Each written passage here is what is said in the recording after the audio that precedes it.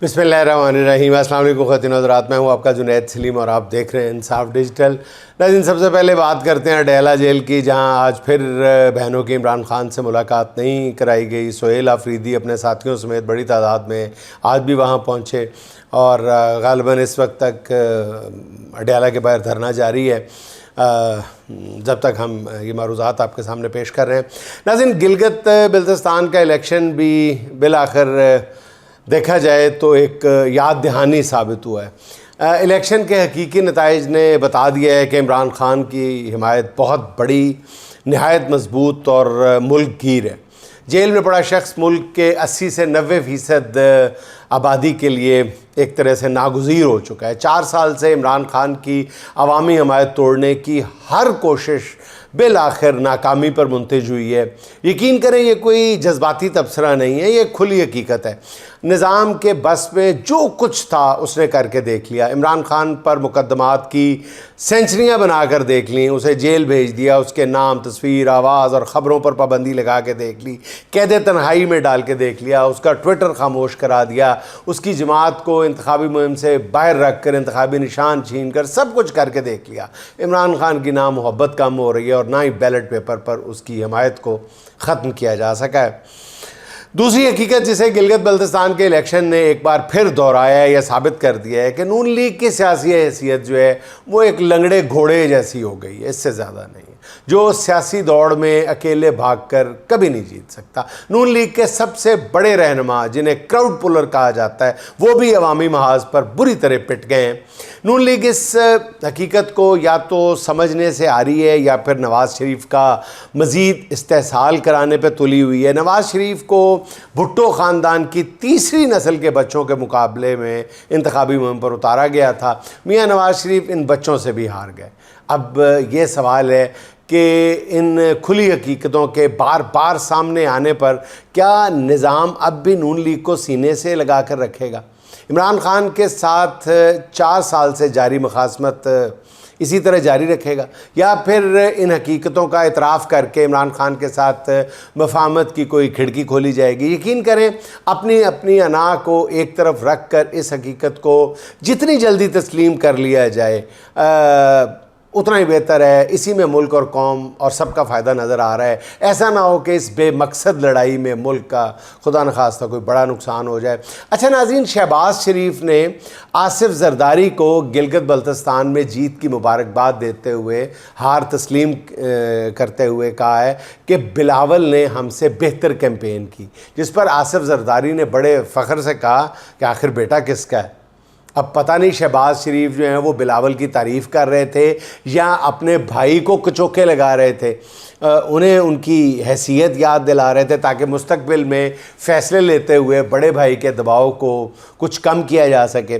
नवाज़ शरीफ की गिलगित में तकरीर के बाद बताया जा रहा है कि उन्हें सख्त पैगाम दिया गया, जिसके बाद वो अचानक मुल्क से बाहर चले गए। नवाज़ शरीफ को सख्ती से बताया गया है कि वो चुप करके बैठ जाएँ। दूसरी तरफ मरीम नवाज़ भी ईद के बाद से सियासी सरगर्मियाँ मुअत्तल किए हुए हैं।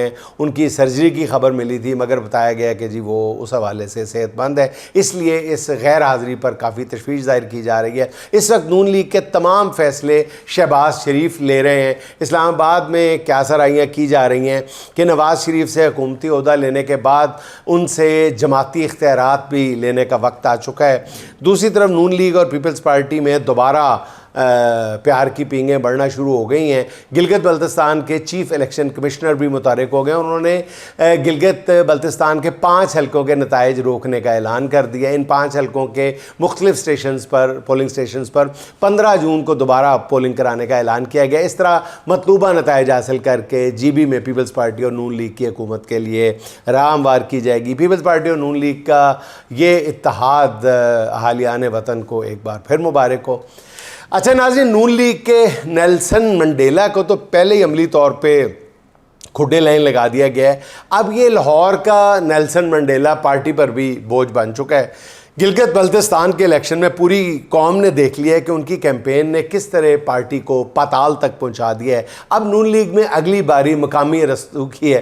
سنا ہے کہ اب اس مقامی ارسطو کی چھٹی کرانے کی تیاریاں بھی بالکل مکمل ہیں۔ بتایا جا رہا ہے کہ جی بجٹ پاس ہونے کے بعد پہلا کام کابینہ میں رد و بدل ہوگا، جس میں نون لیگ کے کئی چہروں کو گھر بھیج دیا جائے گا، جن میں سر فہرست نون لیگ کے یہی فکری رہنما ہیں ارسطو۔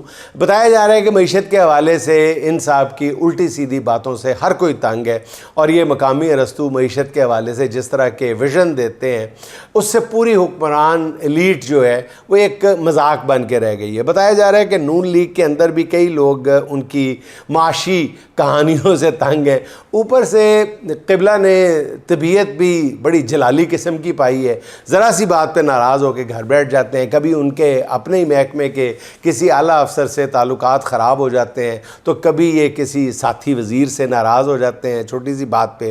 اس سے دانشور وزیر نے اتنی بڑی انا پال رکھی ہے کہ پارٹی میں اپنی بات کو حرف آخر سمجھتے ہیں۔ اگرچہ اسلام آباد میں نون لیگ کے ارسطو کو کابینہ سے فارغ کیے جانے کی خبریں نہایت باوثوق ذرائع دے رہے ہیں، مگر پھر بھی میرا خیال ہے کہ ارسطو کے اپنی قیادت پر گہرے اثرات ہیں، اس لیے آخری وقت تک وہ اپنی وزارت بچانے کی پوری کوشش کریں گے، جس میں ہو سکتا ہے وہ کامیاب بھی ہو جائیں۔ مگر پتہ نہیں کیوں لگتا ہے کہ وہ دانیال عزیز کی بد دعائیں جو ہیں وہ عرش پر پہنچ گئی ہیں، قبول کر لی گئی ہیں۔ ذرائع کے مطابق وزیر خزانہ محمد اورنگ زیب اور وزیر دفاع خواجہ آصف کی بھی چھٹی کا امکان ہے۔ کئی اور وزراء کے محکمے تبدیل کیے جانے کا بھی امکان ہے۔ یہ بھی ہو سکتا ہے کہ پیپلز پارٹی 28ویں ترمیم پر دل و جان سے آمادہ ہو جائے۔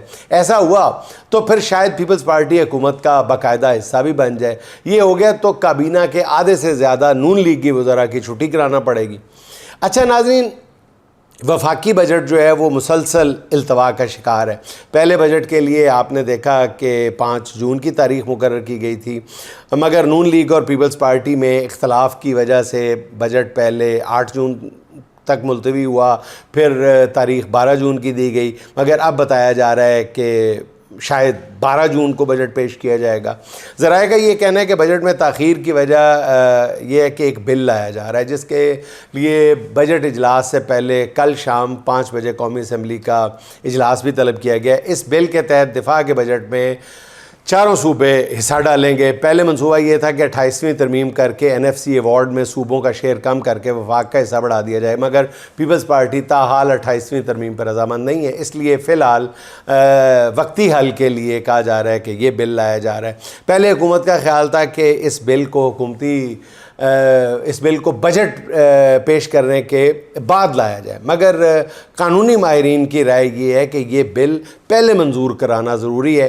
دوسری طرف وزیر منصوبہ بندی احسن اقبال صاحب نے بتایا کہ پاکستان پیپلز پارٹی اور مسلم لیگ کے درمیان ترقیاتی بجٹ پر مذاکرات کامیاب ہو گئے ہیں، دونوں جماعتوں کے درمیان معاملات طے پا گئے۔ بتایا گیا ہے کہ آئندہ وفاقی بجٹ میں صوبوں کے ترقیاتی بجٹ سے 1700 ارب روپے کی کٹوتی ہوگی۔ یہ رقم وفاق جو ہے وہ دفاعی بجٹ بڑھانے اور دوسرے منصوبوں پر خرچ کیا جائے گا۔ بہرحال اس طرح کی کچھ باتیں سامنے آ رہی ہیں، ابھی کنکریٹ کوئی بات سامنے نہیں آئی۔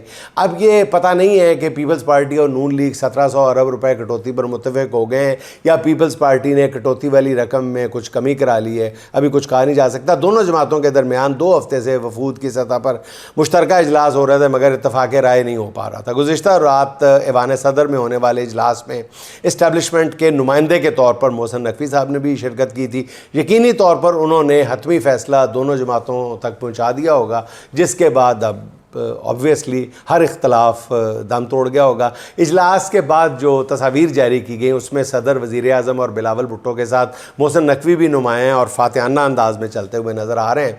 اچھا ناظرین، آزاد کشمیر کے حالات تاحال کشیدہ ہیں، کسی طور بھی خوش کن نہیں کہا جا سکتا۔ جو خبریں آ رہی ہیں انہیں بھی اطمینان بخش بہرحال نہیں قرار دیا جا سکتا۔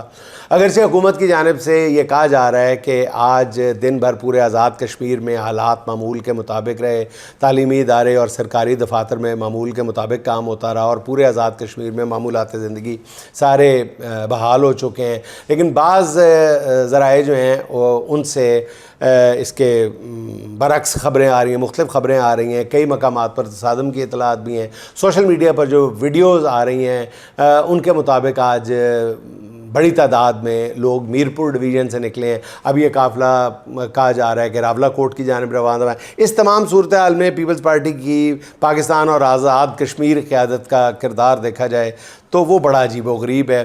گزشتہ سال ایکشن کمیٹی کے ساتھ ہونے والے کالعدم ایکشن کمیٹی کے ساتھ ہونے والے معاہدے میں موجودہ وزیر اعظم فیصل راٹھور جو ہے وہ حکومت کی طرف سے مرکزی مذاکرات کار تھے. اب ان کی ایڈوائز پر عوامی ایکشن کالعدم عوامی ایکشن کمیٹی کو ہی کالعدم قرار دیا گیا ہے. کہا جا رہا ہے کہ عوامی ایکشن کمیٹی کے رہنما جو ہیں وہ بھارتی ایجنٹ ہیں. اب سوال یہ پیدا ہوتا ہے کہ جنہوں نے 8 ماہ قبل ان ایجنٹوں سے معاہدہ کیا تھا وہ کس کے ایجنٹ ہیں؟ پیپلز پارٹی اس فیصلے سے پیچھے ہٹ رہی ہے.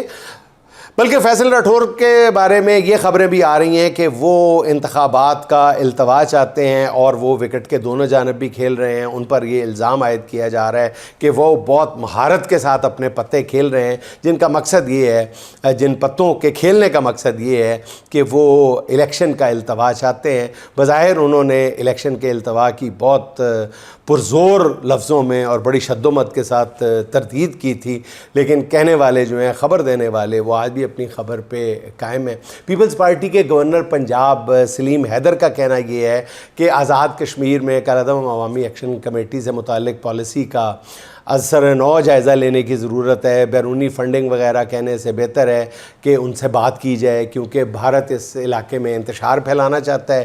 انہی حکمرانوں کی نادانیوں سے جو کل اوورسیز کشمیریوں نے کیا اسے دیکھ کر آبویسلی ناظرین دل کرچی کرچی ہو جاتا ہے. وہ کشمیری جو ہمیشہ لندن کے بھارتی ہائی کمیشن کے سامنے مظاہرے کرتے تھے وہ پاکستانی ہائی کمیشن کے باہر نعرے بازی کرتے ہوئے پائے گئے.